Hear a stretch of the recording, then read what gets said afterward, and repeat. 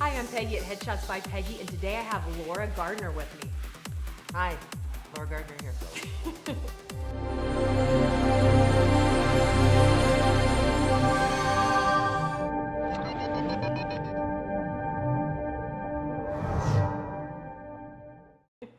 Laura, I'm really happy that you came on and agreed to talk with us. So I'm sure everyone knows who you are, but you are a very successful actor. You have a great career, but you're also an instructor. Yeah. You've been teaching at The Howard Fine Acting Studio. for quite some time. A bit over 18 years. It's Wow. hard to believe. And I have been teaching, I say it since I started to try to control people, which would be around the 15, 16. But I studied with Uta Hagen and with Carol Rosenfeld, and I just got back from auditing the first day of Carol Rosenfeld's acting teaching intensive, Uta Hagen workshop intensive, and I spoke on a panel there, and I'll be going back on Sunday to sit in another day, and it is just absolutely affirming of all the work that I've been doing as an actor and as a teacher. So how did you get into acting?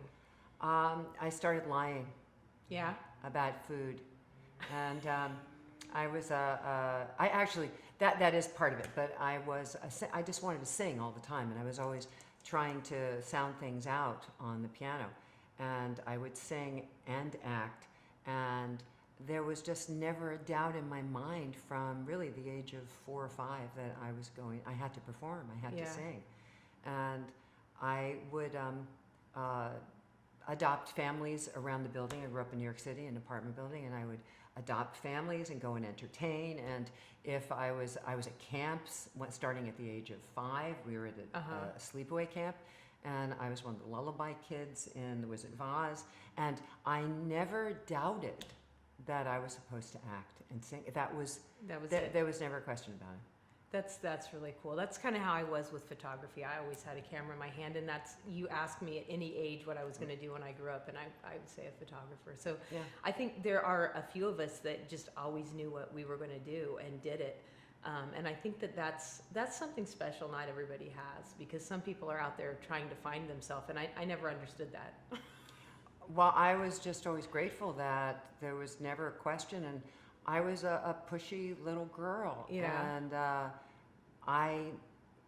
my acting wasn't so hot all the time.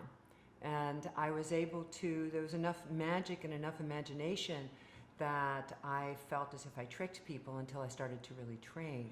Fake it till you make it. And that was really what it was. And my grandmother had been a singer with a band, and it was my father's cousin who had been an opera singer, so there was some kind of entertainment in our family.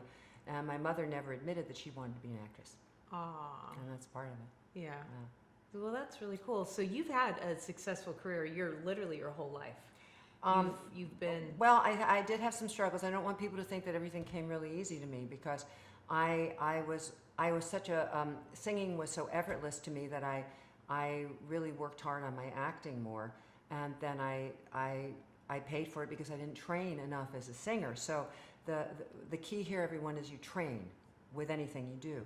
But for me, I did start working professionally when I was in my late teens, and I went to university for school, and then I left graduate school. I had started teaching already at Rutgers with Carol Rosenfeld, and I got a musical theater tour, which was union, so I left to do that, and then I just moved right into New York. I had actually been raised in New York, but we moved to New Jersey, and I went to school at BU for a while, Boston University Conservatory, and then went to Rutgers. And when I moved back to New York, I was studying, and then I go out and do theater, and then I was studying, and then I came back and waitressed and proofread and trained and trained and trained and did. There was something about the energy of New York that and if I go back now, it's the same thing. Walking down the street, running into another actor, I would touch them, they would touch me, and magic would happen, and everybody would start to book. But there was always this sense of the training part of it never stopped. The exploration, the part of really feeling as if there's more to explore. And the teaching, when I was in New York, I would act, and teaching was secondary.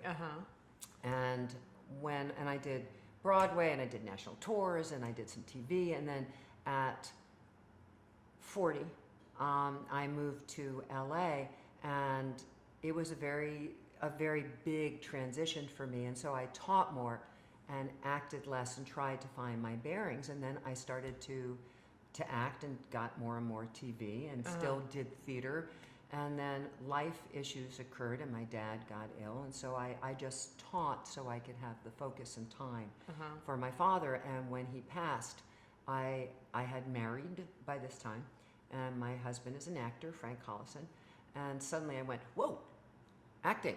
Oh yeah, I remember should be this. acting again. So after about 2.5, 3 years, I started acting again, and it has been, the last 3 or 4 years have been there's been a wonderful melding of going away and doing something, or doing something in town, or doing TV or a short film or a play reading or a play, and consistently teaching at Howard Fine, or I do my own workshops, which are slightly different, that are a mixture of what Uta Hagen taught, but it's my take on telling the truth, and my take on how to make the transition between theater, film, and TV. Because that's a big transition. It's the same, but it's not. And there needs to be an adjustment that, for me, coming from New York as a stage actor, it was a little more difficult for me at the beginning to understand that when, if any of you are actors out there, which I'm assuming you are, that when a director says, don't act, that doesn't mean shut down, pull back, and hide everything. It means just tell the truth, simply. And it's what we're doing in this interview. Find your truth and tell it. Yeah. And that would be across the board. So it's sort of, I say it's Alice in Wonderland. It's who was the guy? The Mad Hatter. Say what you mean and mean what you say. Yeah. And that's really what it is. If you tell the truth, coming out of who you are, and that would go for photographs as well. If you're really present in who you are, and during the course of a day, we are many different selves, things, different selves, depending on who we're talking to and what just happened. And so it ends up, from my point of view now, particularly as I'm older, that acting and living are the same. It's being conscious and mindful of where you are at any given time. Now, you do more stage than anyone else that I've ever had on my vlog. So I want to talk just a little bit about headshots with stage actors. I know with, commercial and theatrical, it's the micro expression. When you're doing stage, is it more of a commercial? Is it more of a big, headshot, or is it just same as anything else? It just matters for the part that you're... I think it's again, particularly because with a lot of stage now, auditions are being taped. And so when they look at a resume, they can see what the work is, but so many theater directors are more interested in the same thing than any film or TV is, on seeing who the person is and seeing what is going on in the eyes, and not, because as soon as we elevate thinking that theater is this bigger thing, then any director is going to go, ugh, theatrical. And they are looking for the only difference between stage and film and TV, as far as I'm concerned, is that you need to reach a little more. That, there's another teacher, he shall remain nameless, that I read his book, and it was very good, but he's going to remain nameless. I haven't trained with him, but he said that a camera is as if the camera's a cat. And if I start going towards a cat, they're gone.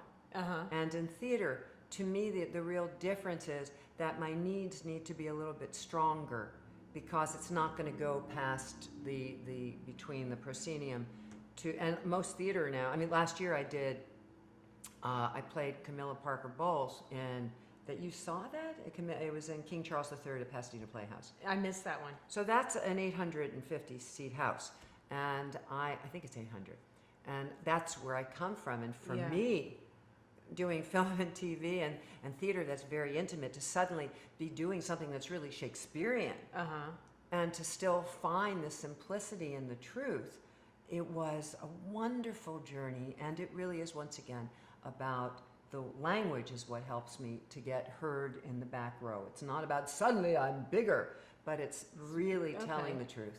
Yeah. So you say tell the truth all the time, and I'll tell you a funny story.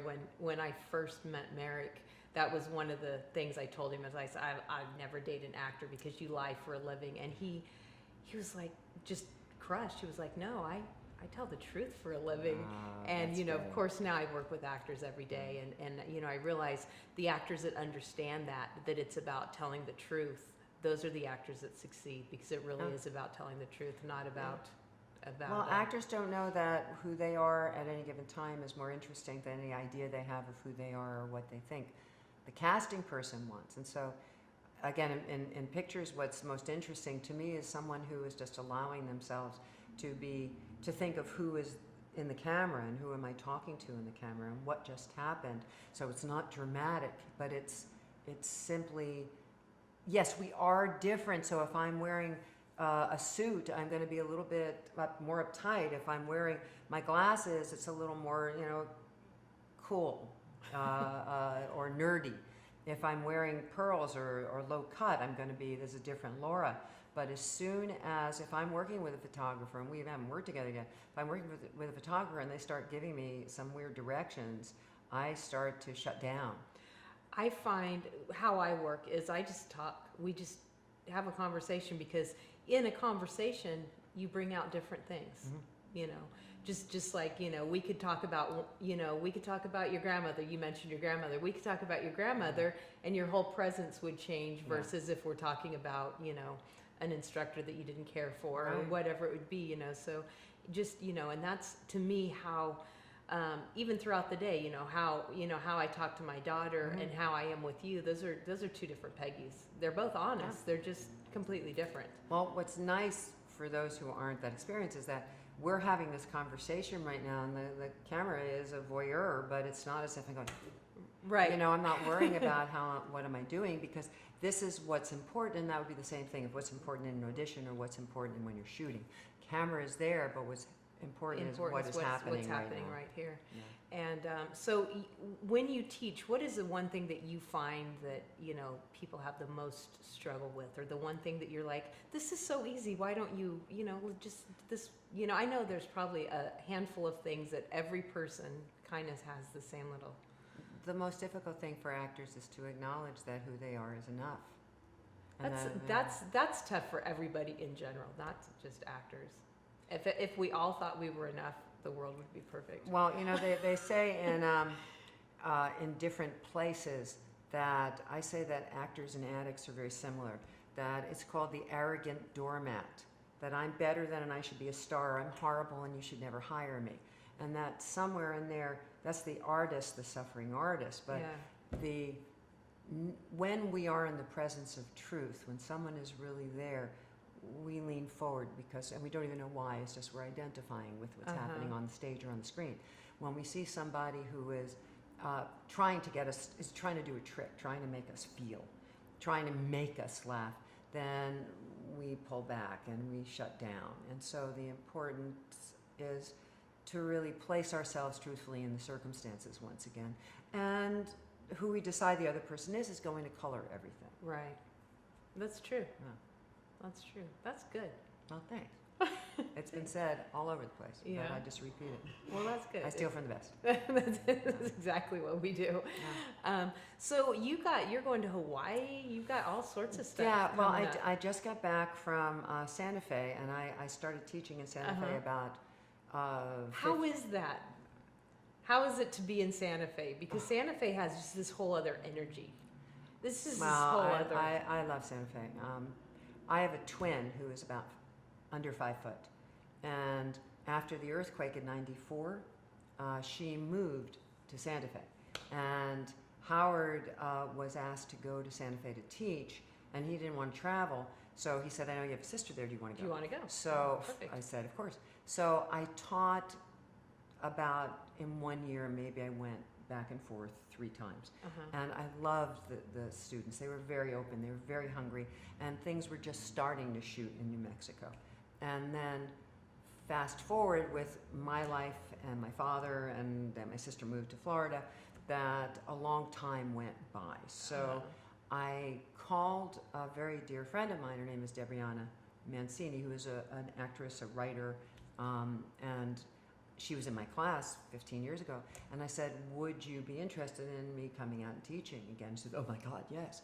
So we started about 6 years ago, and I started going back, and so since then the market has been booming. They in New do a lot of Mexico. filming in Well, New they just Mexico. got major incentives again. They have a new governor. And so I started going back, and I had huge classes because everyone was actually interested in training. And over the last 6 years, I would go anywhere from 4 or 5 times a year. And yes, there is an energy and a beauty about Santa Fe and the people. And for Christmas, Frank and I, my husband, decided to go and visit Debriana, who does this. She's Italian. She does this 7 fishes dinner, and she's incredible. And so we went, and when we were deciding to go, I said, let me do a class with just the students who have been with me before, and let's make it a celebration. So we went. We did one day, and Frank joined me for about an hour. Yeah. And the work I do in my intensives is called an authenticity workshop. So the work is about really connecting to who you are in a very private way, and then placing that into work that you'd be doing for film and TV. So the first day is a lot of private work, and it's maybe a monologue from the theater, or it may be something you write, and then I see who the people are, and then I give them a role that I think would be interesting for them to explore. For the second day, we tape it, and then we watch it back. So it's a really interesting journey. Yeah. And I have a student who was here about 3 or 4 years ago, who lives in Hawaii, and she's tried to get me to Hawaii, and she just is not a very good marketer. And Hawaii, it's a very different kind of sensibility there, and a lot of people don't train. And they do have a SAG office, but what happened is that a friend of Frank's, he hadn't seen in years, lives in Hawaii now, so I contacted her. We met in Santa Fe. She just happened to be visiting in Santa Fe. So we had been talking on the phone, and then we met in Santa Fe, and we fell in love with each other. And she contacted her friends at the SAG office, and now I'm doing a Friday night SAG conservatory class, which I've done all over the country. And then that Saturday and Sunday, I'll do 2 days of my intensive again, and then I'll have 2 days vacation, unless I book something I'm auditioning for, in which case I'll be coming back sooner. But I've done that workshop in Hawaii, Washington State, Florida, Wales. I was doing a play in Wales, Texas. So wherever, I really love taking what I do because I think it's very fast, but in those 2 days, there's an enormous amount of information. And people, there's an adjustment that happens to them. There's a shift in how they perceive themselves and how they perceive the work. And then if I can get back another time during the year, it just supports what they're doing, and people are booking. Yeah. That's awesome. Yeah, it's great. That's really good. Okay. So how do people get involved in your class? Well, if they're in California, they really have to have had prior training. That at our studio, the only way to start working with me is through that, or they can take Howard's technique class, and then he might put them in with me. Because what I do in LA is Howard does the technique class. I used to do that too, and then we decided he would do this 9-week class. I would do something that it's an advanced accelerated 8 times a month process class for people who have had some experience, so they can get the vocabulary faster, and then they can all move into my Wednesday night ongoing class. The authenticity workshop I haven't done ever in LA, and it's something that I think would be really beneficial, but it's not something that I would do with our studio. So keep open, because I'm trying to figure out exactly how and when to do that. So because it is different, and it addresses film and TV much more than I do at the studio. So and I work privately with a lot of people in town. Do you like one-on-one? Private, yeah, one-on-one, and I do some Skype sessions, FaceTime sessions, and I have, as an actress that was on Beth Ricegraf, who was a series regular on, oh God, what was it? She played Parker. Oh my God, she was the first. It's on Complications. And it was a series with all these quirky, oh my God, quirky detectives. I'll look it up, and if we come back, I'll Yeah, tell you. I'll put it Oh, on. I can't believe I've forgotten. It'll be right as they're watching. It's going to be running right here. Okay, well, she's doing a play at Hartford Stage right now. It's her first play, and Uh-huh. she's been doing film and TV Oh, for fun. 15 years. Yeah. And she's fabulously talented, and it just went out of my mind. I'll look it up on my phone. Yeah, it was a series for about 6 years. Wow, And that's it was great. awesome. And I have there are a lot of my students and Howard students that are working all over the place.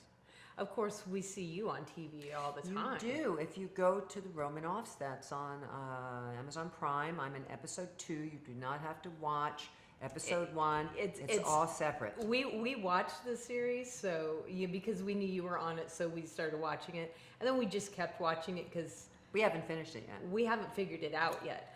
Yeah, But you don't have to watch it in order. You can just jump right in. You're not going to get lost. You'll still Yeah. get lost, but you're not going to get Well, any more I just lost. get a lot of stuff from friends and old students. I was on Castle 2 weeks Yeah. ago. Somebody saw my I have a Criminal Minds that runs all the time, and it was probably 10 or 11 years ago. I was last year on Doubt, that didn't last very long. Doubt and LauraGardner.org.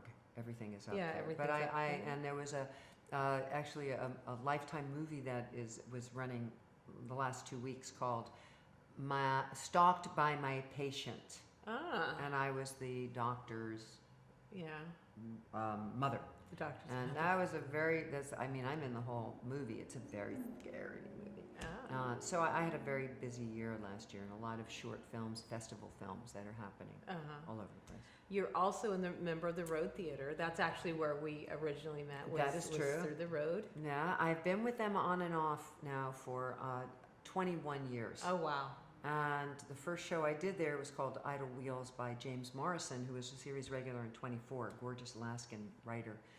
And I was nominated for a Valley Award.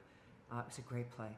And then I did something called Tainted Blood, which we got Best Ensemble by Tom Jacobson, and I played a mixture. It was Lady Bracknell. It was a play about Sherlock Holmes, Lady Bracknell, a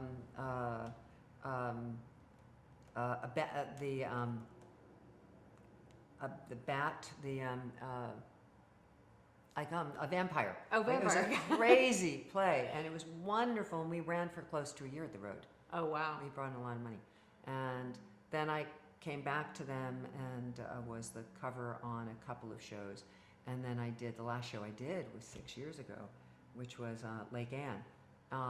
But I've done a lot of readings that are they've been wonderful plays. Now, if my viewers don't know, the Road Theater, almost every Monday, I mean, they stop different times, but almost every Monday they have a reading, and it's free or donation. It's by donation. It just helps the company, and it's something called The Word. And these are new plays that either the members bring or there's a playwright who's interested in having their work done, presented at the Road. And this particular play, I'm doing a reading January 14th at 8 o'clock at the Magnolia Space. And this was written by a playwright and his wife, who's also a playwright, William Missouri Downs, and his wife, Lucy Wright. And it's called Becky and Her Lung Transplant. Now, I go to the Last Frontier Theater Conference in Alaska. It's a playwrights conference and an actors conference in Valdez, Alaska. We're going into our 13th year that I've been going. This has been going on for 26 years. And I met William and his wife, and this play is about Hollywood, it's about relationships, it's about reality. It is hysterically funny and very touching. And it's myself, Amy Tolsky, She's Josh. funny. She's great. She's wonderful. Josh Zuckerman, who is fabulous, and Kay Capasso, and Matthew Singletary, who's a terrific director. And we're presenting it at 8 o'clock, January 14th, and it's well worth, I think we're probably going to be full. It's an incredible play, and because you don't know what's real and what isn't. And my character is a screenwriter who was I busted my boss before the Me Too happened. So before. I lost my job and people don't want to deal with me. So it's hysterically funny that whatever happens to me in trying to get myself back on track. So it's I don't want to give away the secrets, but it's a wonderful play. I love going to plays, and I have found that sometimes I love the readings even more than the big productions because they're just, I don't know. Well, there's a simplicity, once again, in the reading that the actors are not running all over the stage. I think it lets my imagination do a lot of the work. Yeah, And- I agree. And what I find sometimes is that when a director tries to do too much in a reading, the audience is lost in the movement Yeah. and they can't hear the Yeah. play. And the importance of a reading is to allow the flaws to be there. When you get great actors, sometimes you can't see what the problems are because the actors are making it too good. Yeah. Well, I like I said, I encourage people to come out, especially the one that you're going to be in. I'll be there for sure. Oh, yeah.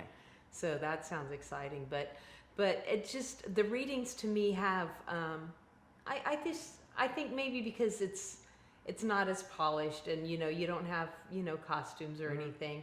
And I know when I first heard about it, I was like, a reading, why would that be fun? And then I went, and before Merrick even joined the road, I was going with Michelle. Ah. And, so I'd gone to several readings, and I was like, this is awesome.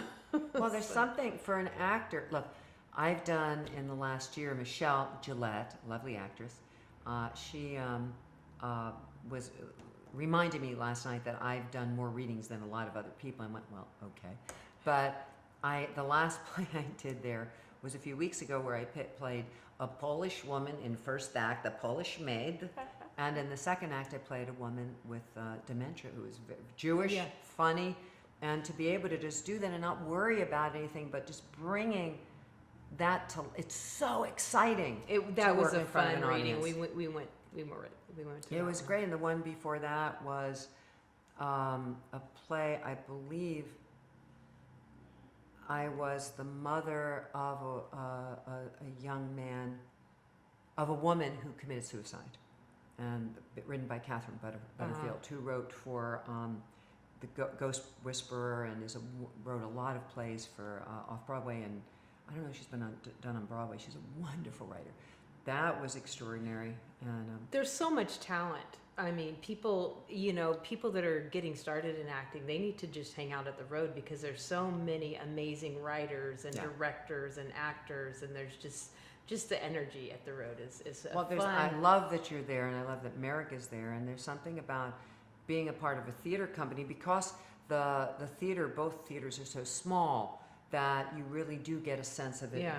being vitally in front of you. The Magnolia space is a little bigger, but there's something about a company, a membership company, where people are all cheerleading each other Yeah. to do something that matters. And people don't do theater unless they really care about bringing some kind of communication to the world because it doesn't pay.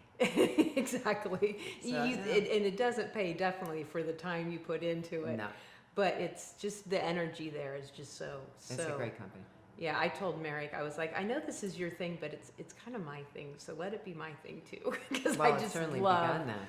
I just love hanging out there and Ditto. getting to meet people like you Yeah. and Frank, and Oh, God, of course Samantha has adopted you and Frank. Yeah, so that's great. She's That's like, great. yeah, this is family. Yeah, that's great. So, what other tip would you like to throw out to people before we close it up? If you want to act, it should be for the long term. That most actors don't make a living acting. If you're lucky, that may happen. But the bottom line is that there's nothing about, if you're in New Mexico, most of the actors there really have other lives. And then anytime you act, it's icing on the cake. So I think it's really important to find some work that you're not ashamed of, that you hate going in to do, but something that, to me, acting and life are really, they can't help but reflect on each other. So if I'm doing work that I hate, it's going to make my acting, I'm suffering, I'm miserable. And I happen to be lucky that I've always loved teaching, so it's not as if I'm teaching because I can't get acting jobs. I have chosen to turn down acting jobs because it would get in the way of my teaching, and my students are really important to me. and to keep training with different people and working out, because this is with YouTube and Instagram and Facebook, everybody thinks that they can become an instant star, and for some of them they can, but they're not going to be in it for the long run because they're not going to know what to do when they're on set. When I interned as a photographer with an amazing photographer, and then I went on and did my own thing, and I had my two oldest, and I ran into him. I hadn't seen him. His name's Kevin Hurtlebeck. I hadn't seen him for several years, and I ran into him, and he said, "Are you still a professional photographer?" And I said, "Yeah, part-time." And he said, "There's no such thing as a part-time. You're either perfecting your craft daily or it's a hobby." And I felt like that's so true, even with acting. Maybe you're doing other, but teaching is definitely, you're still in there, perfecting your craft. But even if you're not auditioning every day, even if you're not working every day, you should be doing something to keep that alive and keep that and you can do that at your day job. You can still do things that perfect your craft, because you got to keep that sharp, and you've got to be take classes, do things, keep it fresh. I totally agree, and there are a lot of places you can take classes that are not outrageously expensive. And if you don't have the money, get together with a group of people and start just reading scenes together. Don't just work on scenes from movies and TV that are famous. Find things that you start writing, a writing group that you're, and be aware once again of what you're doing in your life, because I want to slap the guy who you were protegeing with, because there are different ways to keep yourself alive if you're not getting paid doing it all the time. And God knows I don't get paid all the time, but I'm constantly going to theater, I'm working out with people, I'm reading poetry, I'm working on my voice, I'm training with my voice teacher. I'm aware that if I start thinking I've got it done and I have all the information and I'm perfect, then I may as well be dead. Yeah. Because I change, therefore the work has to change. Everybody's always growing and changing, and therefore your craft always evolves and changes. Right. And it's a fun life that you've chosen, though. It is a fun life. It's you have to do it because you love it, not because you think you're going to be rich and famous, though. This is something you have to do because it's part of you. Do you know, I remember talking to my mother, and I had fantasies when I was in high school, and I thought, I'll have a house in Ireland, and I have an apartment here, and I have this there, and I have a ranch there. And what I always really wanted was dogs and to act. And Frank and I just had 2 dogs, unfortunately, that both I knew are you were gone. going to say that and make us cry. Within 2 months, we lost both our dogs. And they gave us 12 years, one 12, one 11, that were extraordinary. And I just will get dogs again. I think that dogs, cats, these are just, they're beings that need to interact with us, and we need them.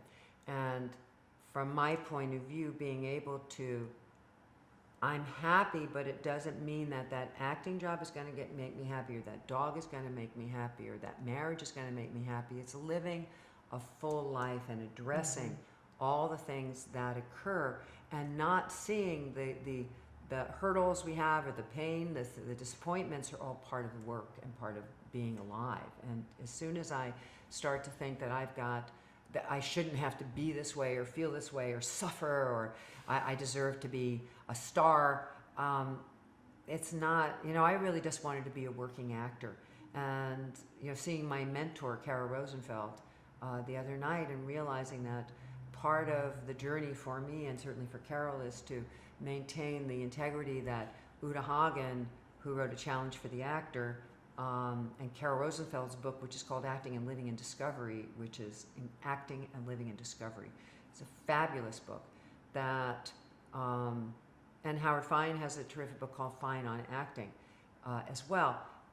And for me, I know my job is in life to keep helping people see who they are as actors and as human beings. I do not need to be rich, although it certainly helps, which I'm not, never have been. But I have enough to get by. I'm somebody who doesn't I don't need a lot of money. I wouldn't mind it, but I don't live according to what's going to get me Right. there, because people who are there, you know, Howard says something really good. There is no there, there's only here. In order to get there, I have to be here. And that here keeps changing if I stay present in the here. Isn't that crazy? It is. Very Buddhist.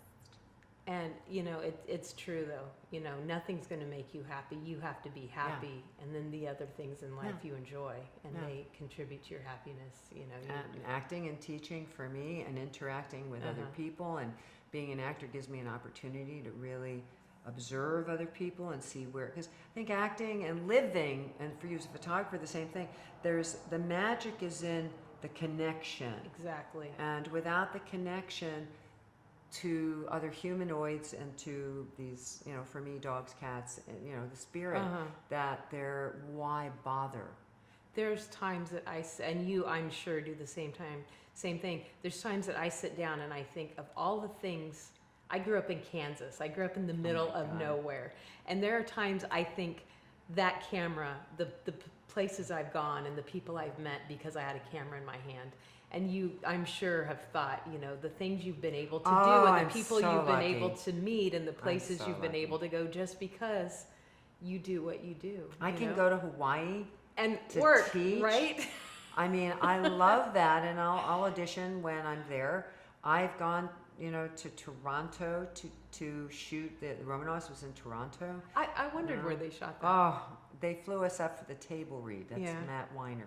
Flew us up. I mean, I was treated really well. I actually it's like the incredible. series. I haven't figured it out completely, We but have, I you like know, it. Well, I'll let you know after Yeah. I've watched the whole thing. I think Yeah. episode 2 and 3 are my favorites so far. Yeah. But I haven't seen them all.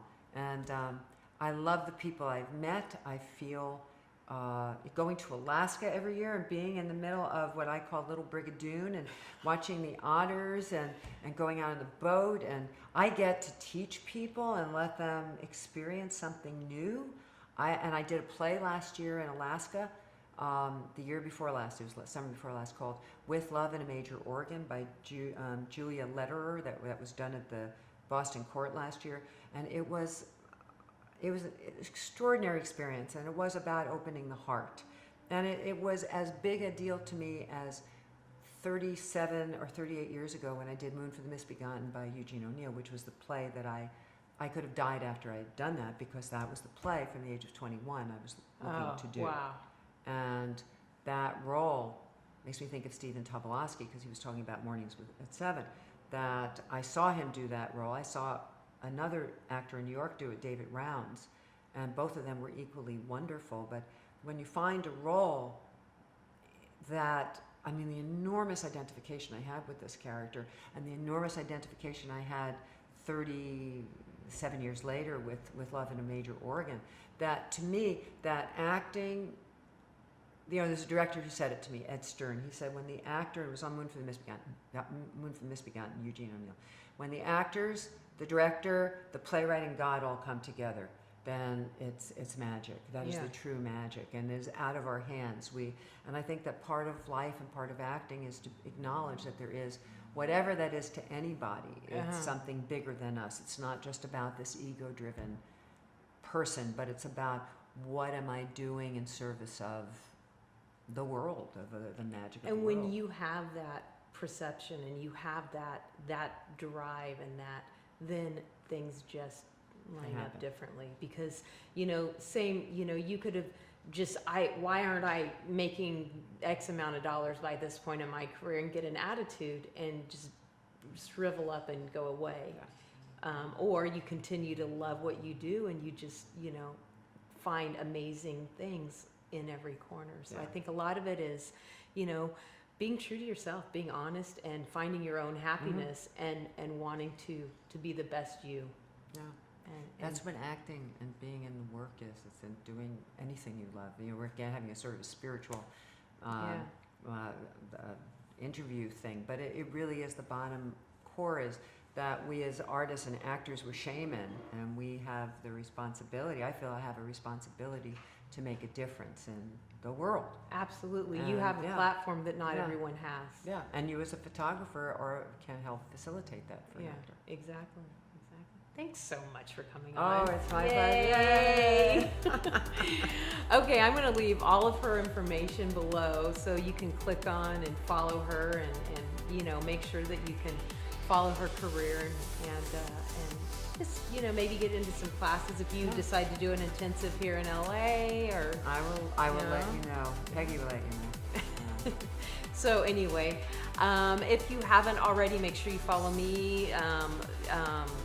Subscribe, that's what I'm looking for. Subscribe to my YouTube and share this, leave us comments, and most importantly, have an amazing day, and I'll see you next week.